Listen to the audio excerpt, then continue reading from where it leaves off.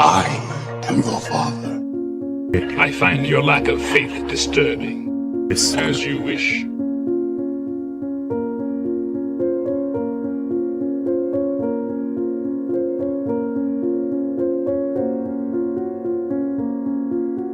That name no longer has any meaning for me.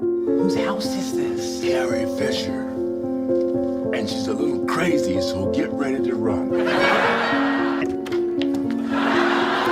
And we had a very, little scene that was, we had to bounce off each other.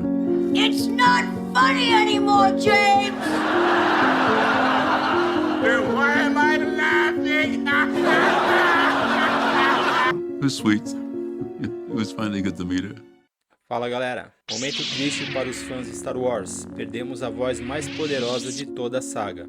James Earl Jones, a voz do poderoso Lord Sith Darth Vader, nos deixou no último dia 9 em sua residência em Pawnee, no condado de Dutchess, em Nova York. James era viúvo desde 2016, quando a também atriz Cecilia Hart, sua esposa, faleceu decorrente de um câncer de ovário. James deixa o filho Flynn Earl Jones, de 42 anos, fruto de sua união com Cecilia.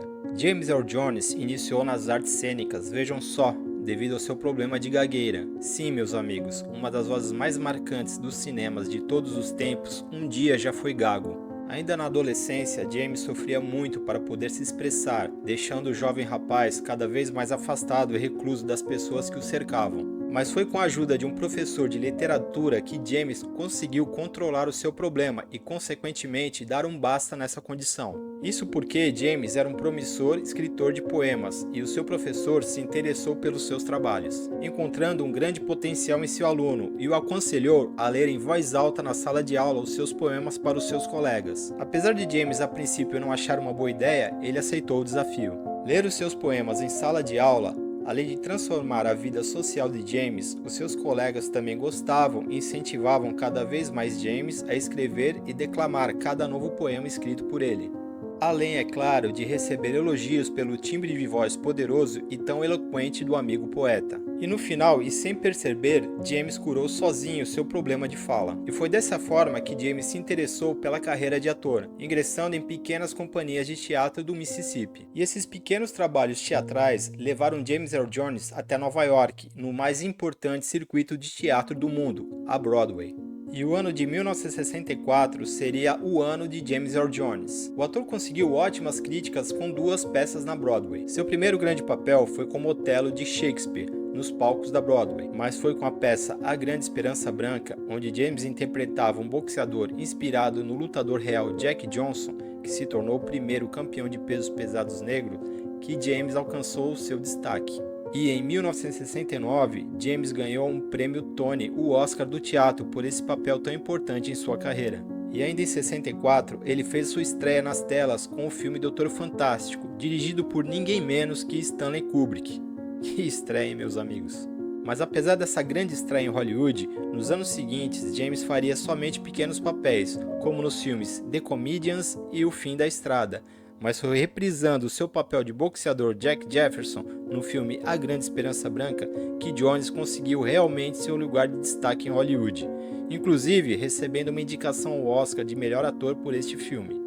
Ao longo dos anos, James Earl Jones participou de grandes sucessos dos cinemas, como o vilão de Conan o Bárbaro, Thulsa Doom, um príncipe em Nova York, como o Rei Jeff, Campo dos Sonhos, como Terrence Mann, na trilogia do personagem Jack Ryan com os filmes Caçada ao Outubro Vermelho, Jogos Patrióticos e Perigo Real Imediato, o ator reprisou seu papel do Almirante Greer. Foram vários os seus papéis de sucesso nos cinemas, mas curiosamente o ator ficaria marcado por 2 dublagens que dispensam a apresentação. A primeira como o Rei Leão Mufasa, nas animações da Disney e reprisando em seu live action em 2019. A animação de 1994 figura entre as animações mais importantes dos estúdios da Disney e foi vencedora de 2 Oscars, melhor trilha sonora para Hans Zimmer e melhor canção original para Elton John. Em 1977, o diretor George Lucas estava numa sinuca de bico. O ator que interpretava o vilão de sua space opera, David Prowse, quando emitia suas falas, tanto o diretor quanto toda a equipe em volta chegavam a fazer caretas de dor ao ouvir a voz de Prowse com seu sotaque caipira do sudoeste da Inglaterra. Membros da equipe chegaram a indagar o jovem diretor se o vilão teria essa voz do corte final do filme. You are part of the Rebel Alliance and a traitor. Take her away. Isso começou a tirar o sono de Lucas, e a única saída seria chamar um ator com uma voz grave e marcante para dublar o seu vilão de capa negra. Lucas então pensou em chamar o renomado diretor Orson Welles para dublar Darth Vader, mas desistiu logo da ideia porque o diretor queria uma voz não muito conhecida, e a voz de Welles seria facilmente identificada. Até porque Orson Welles, além de ser um astro mundialmente conhecido, a voz de Welles seria facilmente identificada, principalmente pelo público americano. Lucas recebeu uma indicação de que um ator com uma voz grave e marcante estaria procurando novos desafios em Hollywood, e esse ator seria James Earl Jones. Então Lucas convidou o ator James Earl Jones para ser a voz imponente do seu vilão espacial, que se tornaria um dos vilões mais icônicos da cultura pop de todos os tempos. Jones, que estava desempregado na época, topou a empreitada, mas pediu ao diretor George Lucas que não desse crédito ao seu nome, pela voz do vilão. Isso porque Jones achava que dublar Darth Vader era como se fosse só um efeito especial, nada de importante. Mal sabia James Earl Jones que esse trabalho, para ele, naquele momento insignificante, se tornaria seu mais marcante trabalho. You are part of the Rebel Alliance and a traitor. Take her away! Mesmo assim, o ator fez o mesmo pedido na sequência de Star Wars, O Império Contra-Ataca. Mas nesse filme, James Earl Jones começou a perceber que Star Wars era muito mais que uma simples ficção científica de matinê. Então, no último filme, O Retorno de Jedi, Jones aceitou que o seu nome fosse creditado como a voz de Darth Vader. Darth Vader, na trilogia clássica, foi composto por 3 atores e um dublê.